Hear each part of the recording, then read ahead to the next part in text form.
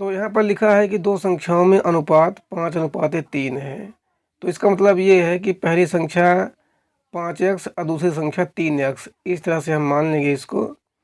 यदि उनमें अंतर 18 है, यानी दोनों को घटाने पर 18 आता है, तो संख्या हमें बताना है। बहुत ही आसान है, इसको हम हल करते हैं। तो जब इस तरह से अनुपात दिया रहता है तो हम बहुत आसानी से पहली संख्या 5x और दूसरी संख्या 3x हमने मान लिया है। अब प्रश्न ये कहता है कि इन दोनों संख्याओं को अगर घटाया जाता है, यानी अंतर जो है तो वो 18 है। तो हम क्या करेंगे कि पहली संख्या में दूसरी संख्या को घटाएंगे, यानी 5x ऋण 3x बराबर 18 है। 5x में 3x हम घटाएंगे तो 2x आएगा और ये 18 है। हमें x बराबर मान निकालना है, तो हम इधर 18 है, इधर ये 2 गुणे में है, 2x का गुणांक है, इधर आएगा तो बटे में हो जाएगा ना, है 2 नमा 18 हो जाएगा।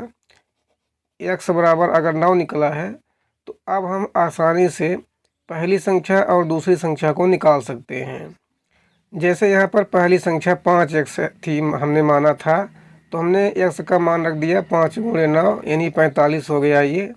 इसी तरह से हम दूसरी संख्या को लिखेंगे 3 गुणे 9, x की जगह पर हमने 9 रख दिया है और गुणा करेंगे तो ये हो जाएगा 27। इस तरह से हमारी पहली संख्या 45 और दूसरी संख्या 27, यही हमारा आंसर हो जाएगा। से मान लीजिए मैं यहाँ पर रफ कार्य करता हूँ। अगर कोई संख्या x है तो अगली संख्या क्या होगी, यानी x में जब हम 1 जोड़ेंगे तो हमारी वो अगली संख्या हो जाएगी। फिर जो अगली संख्या होगी वो x + 1, फिर एक और जोड़ना पड़ेगा, तो ये कितनी हो जाएगी, यानी x + 2 हो जाएगी। अगर मान लीजिए कि पहली संख्या x है, जैसे हम कहते हैं कि पूर्णांक 0 होता है, तो अगर संख्या मान लीजिए 0 है, फिर 0 के बाद जो अगली संख्या आएगी तो 0 + 1 आएगी, यानी 1 आएगी। फिर जो अगली संख्या आएगी तो वो 2 होना चाहिए, इसका मतलब है कि 0 + 1 + 1 यानी 0 + 2। तो इस तरह से एक एक बढ़ रहा है, यानी 0 था फिर 1 हो गया, अब 0 + 2 यानी 2। तो जो हमारी क्रमागत संख्याएं हैं तो वो 0 फिर 1 और फिर 2। इस तरह से जो पूर्णांक लगातार होते हैं तो इस तरह से बनते हैं। ज़्यादा रहती हैं संख्याएं तो x + 1 और x + 2, ये 3 लगातार पूर्णांक होंगे। यही चीज़ हमें ध्यान में रखना है। प्रश्न ये कहता है कि 3 लगातार पूर्णांकों का योग 51 है। तो योग का मतलब होता है जोड़, तो इन तीनों को हम जोड़ेंगे, x धन 1 धन x धन 2।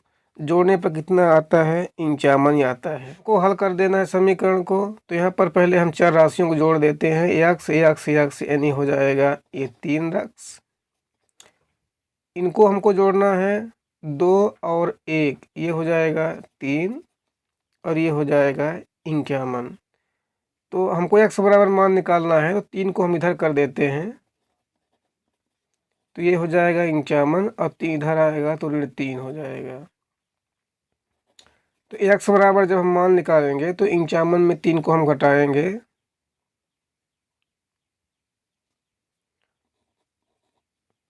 तो ये 48 हो जाएगा और ये 3 इधर हम बटे में रखेंगे। अब 48 में 3 का हम भाग लगाएंगे तो x बराबर 16 निकलेगा।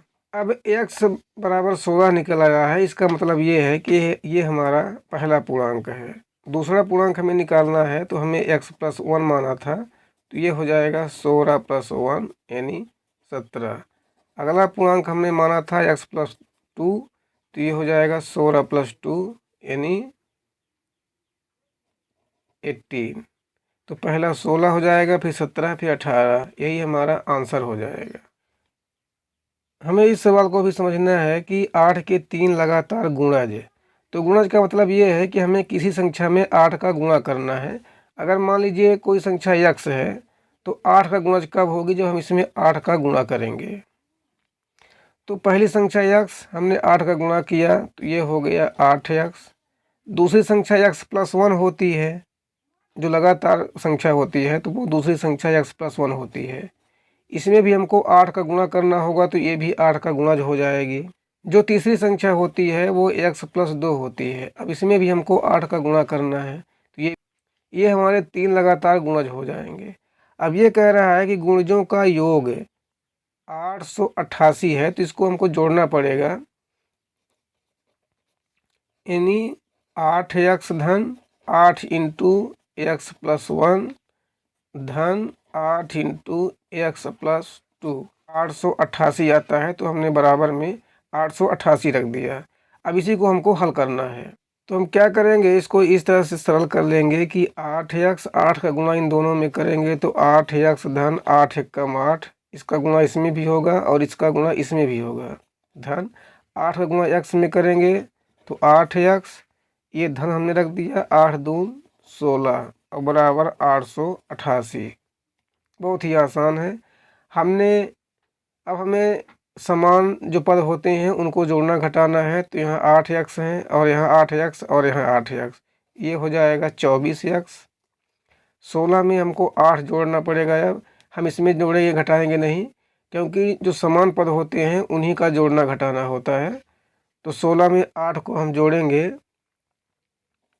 तो ये 24 आएगा और बराबर 888।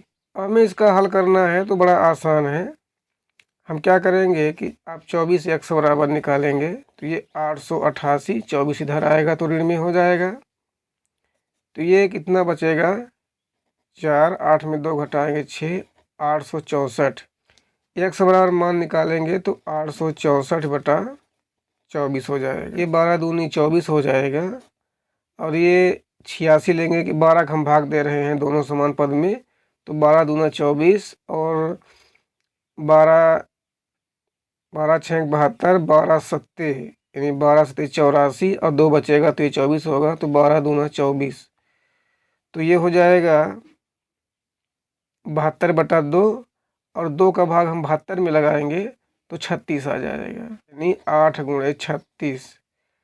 जो दूसरा है, दूसरा गुणज हम निकालेंगे तो दूसरा गुणज कितना था 8 इंटू एक्स प्लस 1, तो यहाँ पर हम मान रखेंगे कि 8 इंटू एक्स की जगह 36 रखेंगे प्लस 1, तो इसको हम लिख सकते हैं 8 गुणे 37। इनका हम आपस में गुणा करेंगे तो ये हो जाएगा 8 6 48, 8 3 24 में 4 जोड़ेंगे हम तो ये हो जाएगा 288 और ये हो जाएगा 8 7 56, 8 3 24 और 5 को जोड़ेंगे तो 296 हो जाएगा ये।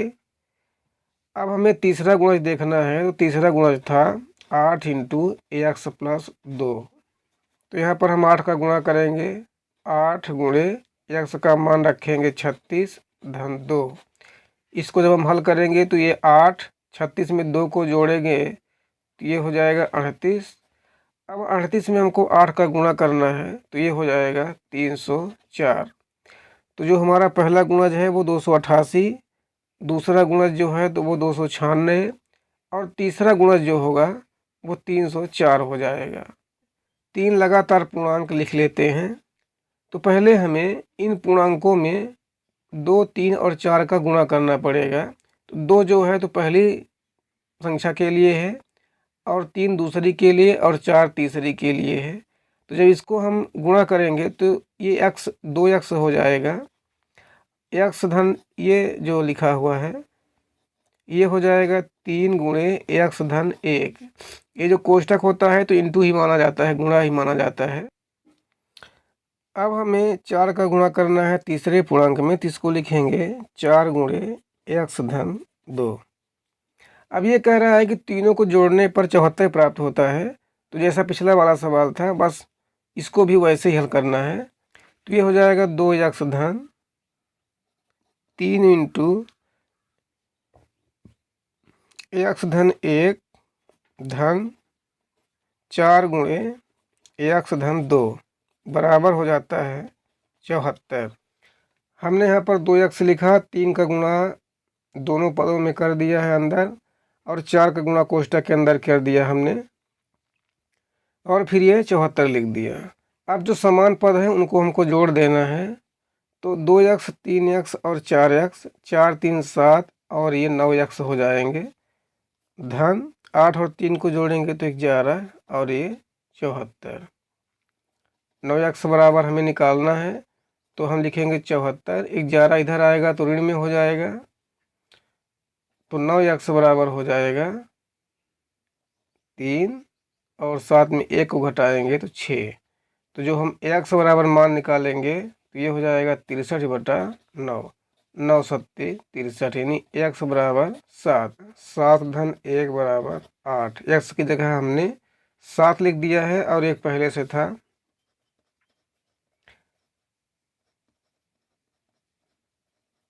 तीसरा पूर्णांक हमने माना था x धन 2, तो हम रखेंगे 7 धन 2 यानी 9। तो पहला पूर्णांक 7, दूसरा पूर्णांक 8 और तीसरा पूर्णांक 9 हो गया है।